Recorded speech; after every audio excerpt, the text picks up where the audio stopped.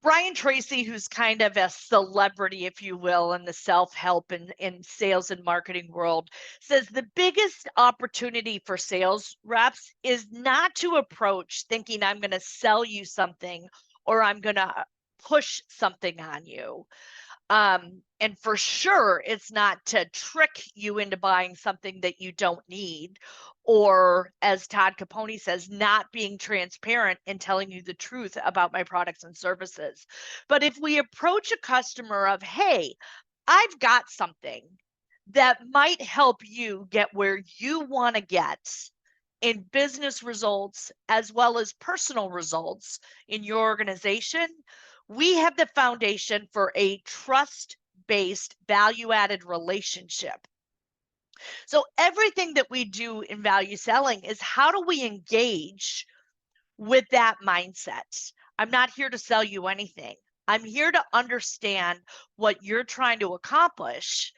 And if I can add value along that way, accelerate that process, amplify that process, help you get there faster, then maybe we have something to talk about.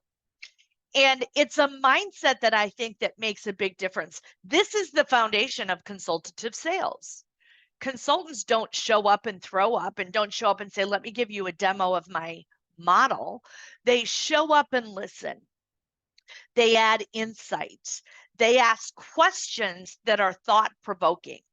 They don't just become a talking brochure and spit out what could be learned on your website. They go to that next level of engagement and conversation. So what is value? As we talk about cracking the code for ROI, we're going to define what value is. And value's got a couple very basic definitions out of that.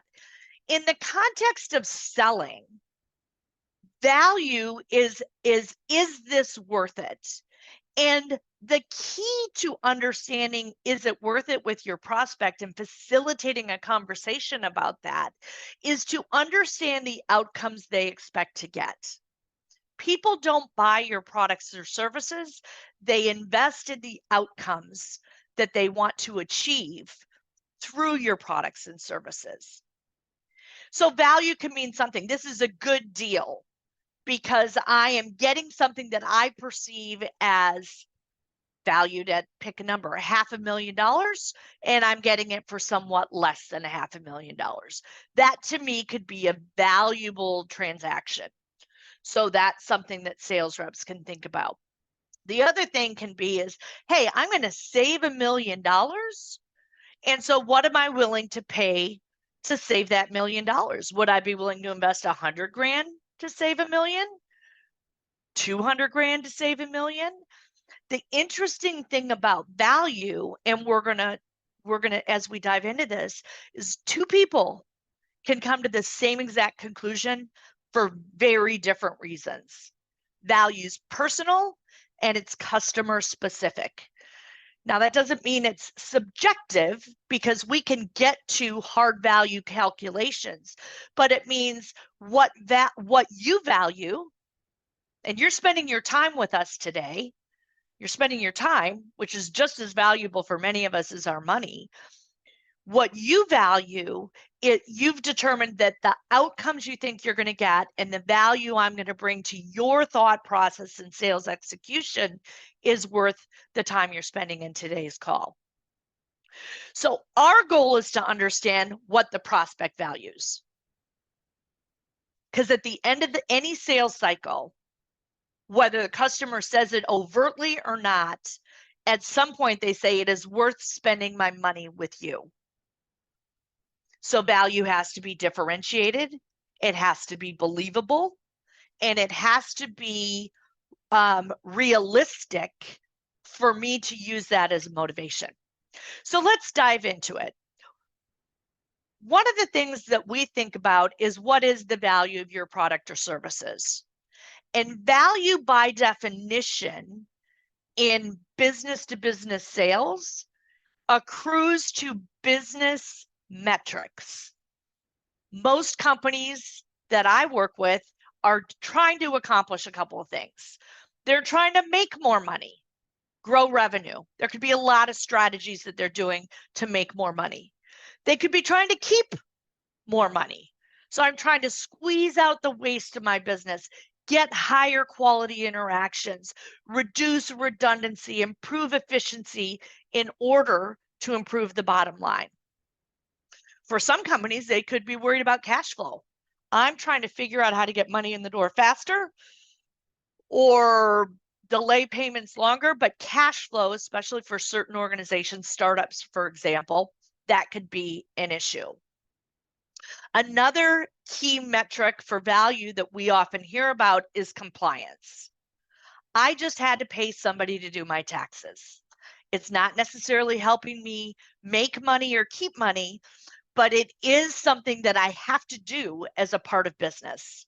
So think about all of the compliance that companies had to spend during COVID, for example, in terms of PPE, depending on your business, extra cleaning, all of the gadgets I had to buy, all of this stuff. I now have hand sanitizer in every conference room, whatever it might be.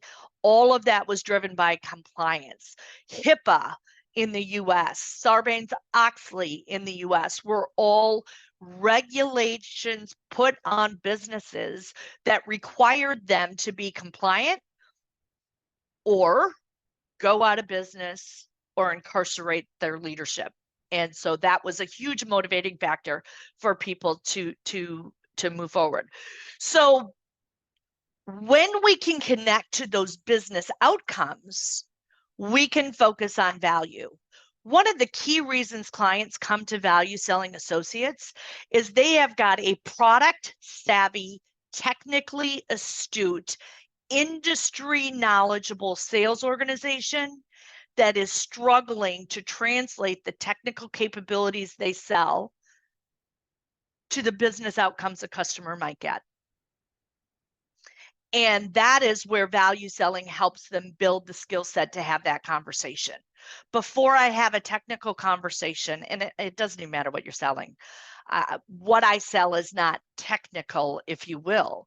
But before I have a conversation about your sales productivity, your sales process, your sales management process, your go-to-market execution, and where those gaps might be, I want to know how the business is doing. Because the CROs that I work with, they're quarter to quarter. They're just trying to survive quarter to quarter often. Make it, miss, you're out. Make it, miss, you're out. So it's a quarter to quarter mentality in a B2B sales world, especially in the publicly held companies. So here, I'm going to ask you a question. What's more powerful, when somebody tells you something or when you figure it out for yourself? In our experience, when somebody tells you something, if you don't believe it, it creates resistance and it actually can hurt you in terms of your ability to communicate effectively. But if I can facilitate you coming to the answer yourself, people don't tend to argue with their own data. They don't tend to argue with their own conclusions. As a matter of fact, there are many people that think when it's their idea, it's the best idea. And they will dig in and fight for that conclusion and justify it and build that up. So the interesting thing of this whole concept is to be a good value seller, you have to flip the conversation.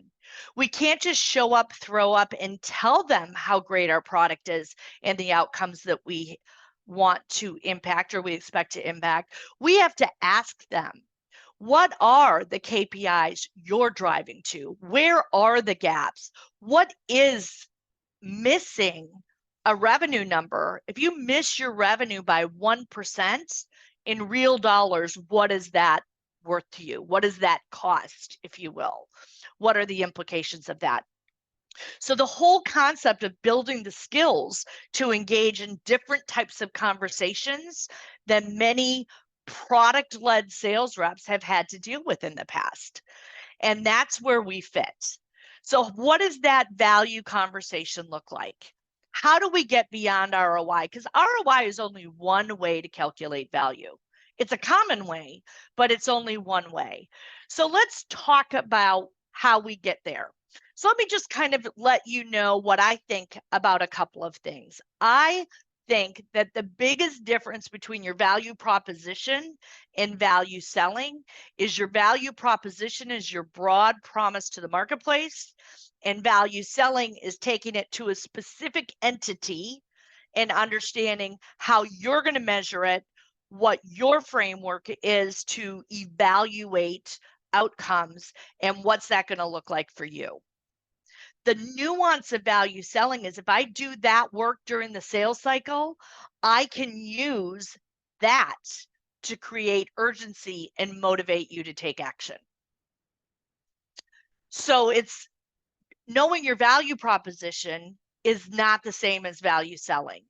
Telling your value proposition is not the same as facilitating a conversation where your buyer figures out the outcomes that can make sense with them. Because at the end of the day, when we get into this value conversation, I'm going to be very specific in saying, is this enough value for you to move forward with us? Is this enough value? And do you believe that this will only come from working with me compared to the vast sea of sameness of alternatives that you're facing today? So we'll look at that. So often, and the reason I bring this up is because often I talk to somebody and they're like, we know exactly what our value propositions are. But often that's not sufficient to take that value proposition and get it into that value selling conversation. So at the end of the day, there's two common ways that most of our clients think about ROI. So ROI is the return on investment. That says if I pay you $100,000, Julie, I'm going to get back X amount of dollars in return. And many companies have formulas for how they do that. Many vendors and suppliers have got great models, whether they're really sexy or they're just embedded in Excel or an Excel equivalent to figure out what that might be. The key to growing the ROI is to expand the metrics you look at. So it's not just one metric. So for example, at the beginning of this webinar, I had 4 different metrics that I put up for different areas where we had clients tell us that that's how they measured the ROI. One of them was sales velocity. If I can shrink the time it takes from finding a new opportunity to closing that new opportunity, it frees up sales reps to go do it again and again and again.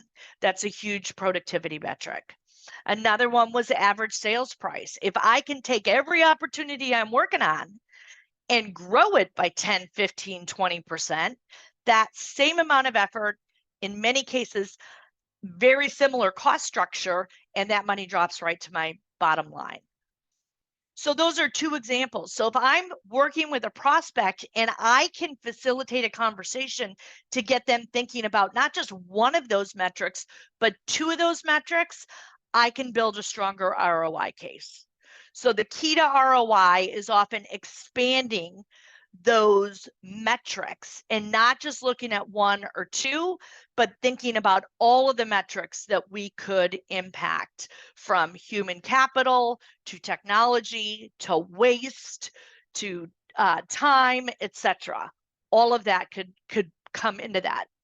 So we want to really, as the founder of Value Selling used to say, muck around in that value box and keep expanding it. Well, what about this? Well, what about that? Can you measure the time wasted? What's your time worth? And try to expand that. The other way that many organizations try to monetize the impact of doing business with you is what we call COI, or the cost of inaction. If you sell something that helps accelerate results, the cost of inaction could be every month that you keep in status quo, there could be a cost to that. Maybe it's a manual process. Maybe it's a process that's got a lot of quality issues. So there's significant rework, customer experience is impact, customer satisfaction is impacted. all of that cost of inaction can also be monetized in terms of a conversation. So one of the ways that you think through cracking this code is, how can I facilitate a conversation about both of this metric, the return, what I'm going to get, and the cost of inaction.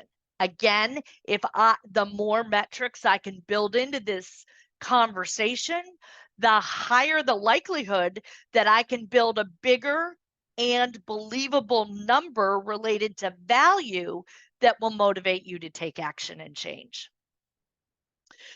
So in order to do that, I have to have business acumen. I have to have financial literacy, because at the end of the day, all of this value is going to accrue and be measured somewhere. And the accounting is the language of business, and financial literacy is where it comes in. So if I'm saving money or earning money, I could be impacting metrics on the income statement. If I am redeploying assets or improving asset utilization, that could show up both on the income statement, but it could also show up on the balance sheet. So sales reps have to understand how customers are going to measure that. Now, you don't have to be a financial analyst. You don't have to have an MBA in accounting to have that business acumen. And those are some of the solutions that we bring to our clients every day. But organizations today, and in this data world that we live in, they can measure everything. And so the question is, what measurements can you impact? And don't just stop at one. If I can give you any advice, keep probing to uncover more metrics, because the more metrics, the higher likelihood you can build a bigger value proposition that is believable and motivates them to take action. The other reason that this is really, really important is, if I'm just focusing on solving problems or just focusing on finding the pain, every business has problems that are not worth solving. And I see sales reps chasing problems often that are acknowledged. They're a headache, man. They're a nuisance. They drive me nuts. But in the whole scheme of things of what I'm trying to accomplish, it just hasn't risen to the level that I'm willing to do anything about it, because I've got bigger fish to fry, and I'm working on bigger initiatives that I do see will add more to either my top line or my bottom line.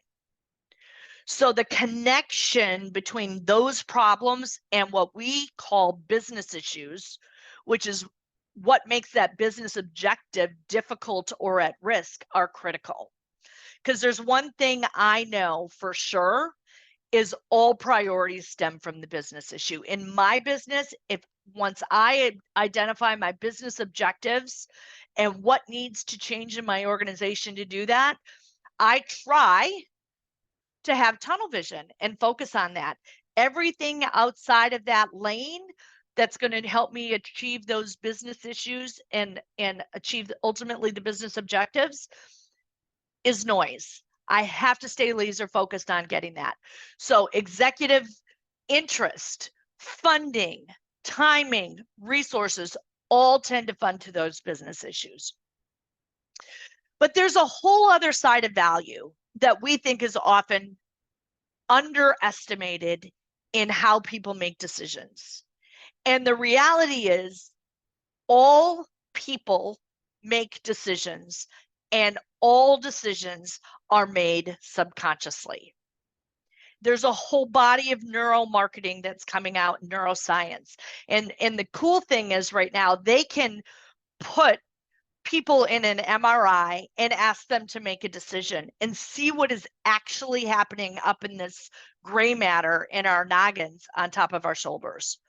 And what they're learning is that when any individual is forced to make a decision, the emotion centers of the brain fire first, and then the logic, the frontal cortex, where we logically rationalize everything, fires second.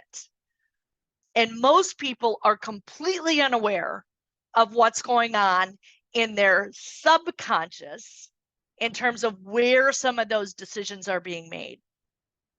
So we know that the best salespeople are the ones that are able to tap into the individual motivations of the people they're selling to in order to help understand, will they logically justify the decision you're asking them to make? Now, I'm not saying that people make bad decisions, because this happens to all of us in every decision we make.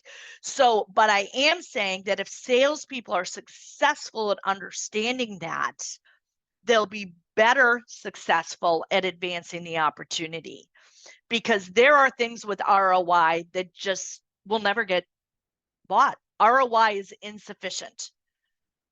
It is insufficient.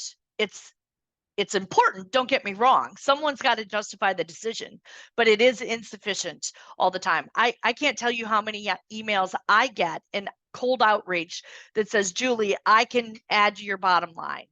But they're talking about a problem that A, I don't care about, B, I don't think I have, or C, is not on my radar and I have no time for it. So understanding that. So what happens in this brain?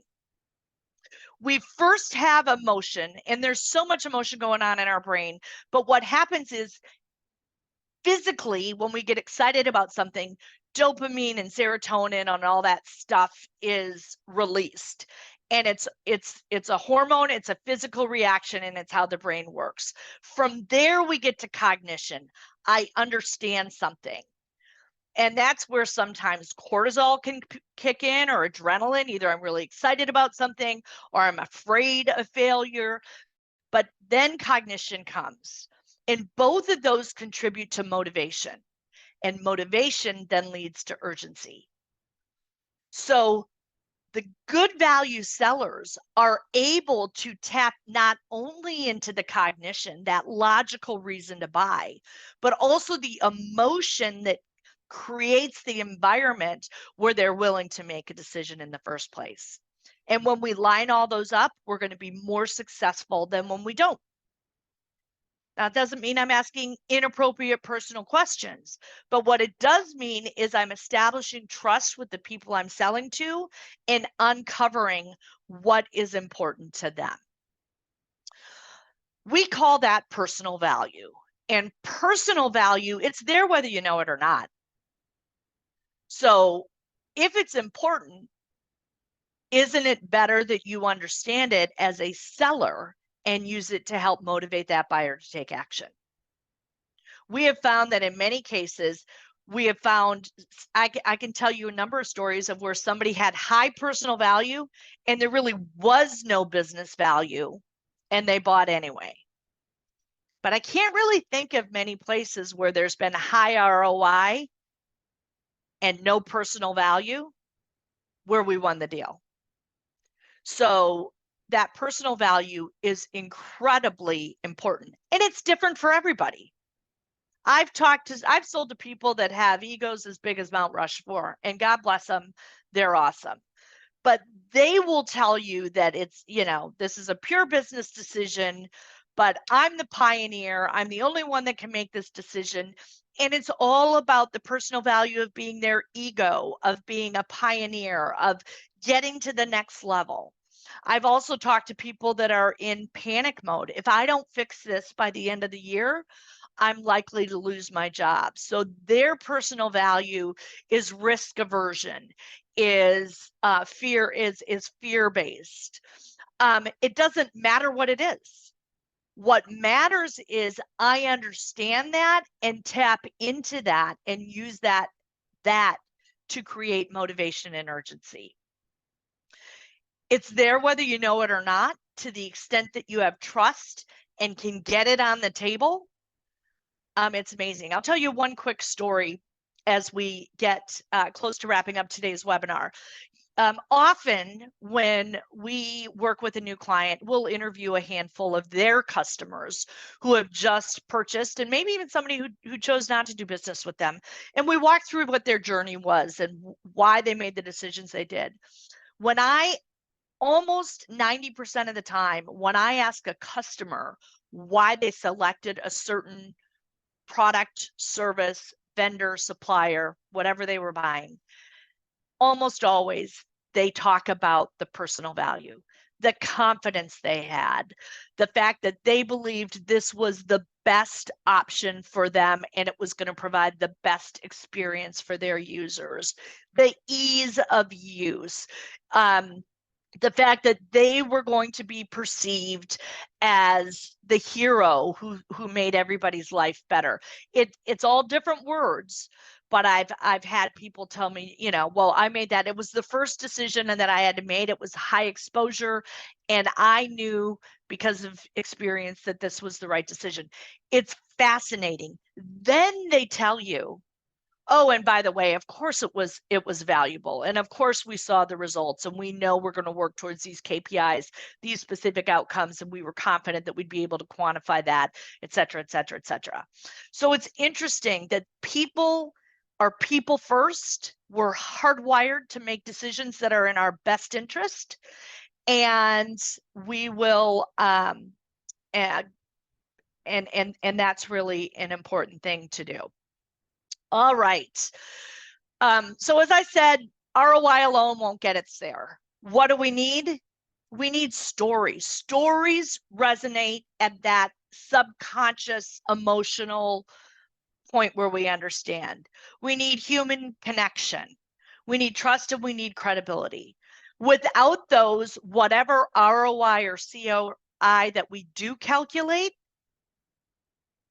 is likely not going to be believed, discounted. Have any of you ever made a sales call where you make a statement and somebody says, that's really interesting, but it's different here? And they tell you all of the reasons that they're unique. And in my world, I would say 90% of those reasons are the same as everybody else. They might use them different words. They might describe them a little differently. But without that trust, credibility, human-to-human connection, and the stories to make the emotional part of the brain resonate, we will struggle at only looking at data and numbers.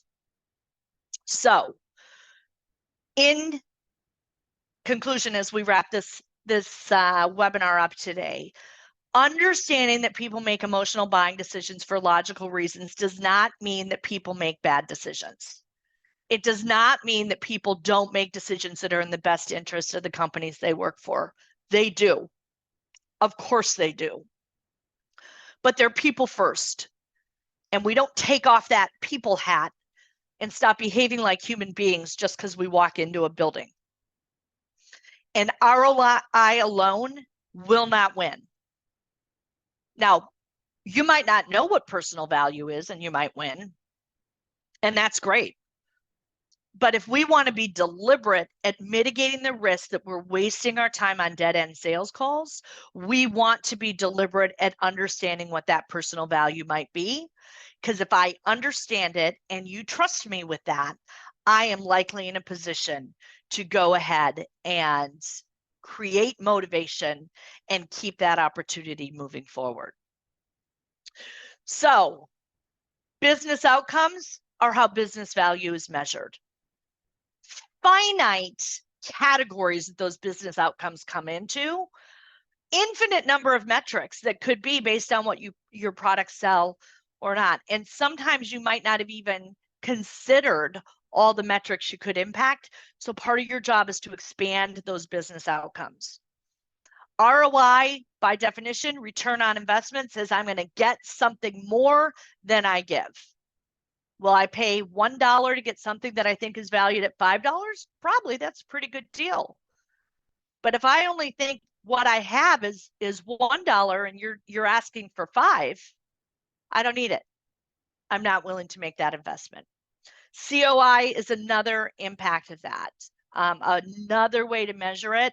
And I think the best value propositions are when we can think about a combination of ROI and COI to make the number that's believed by the prospect bigger. And the key to that is believed by the prospect. I've had people come up with ROI calculations that are off the charts. 7 million% improvement on this. And all I'm asking you to spend is, $500,000. And the numbers are so out of whack that even if they're true, they're so out of whack, they're not believable. And therefore they're discounted. And then the importance of personal value.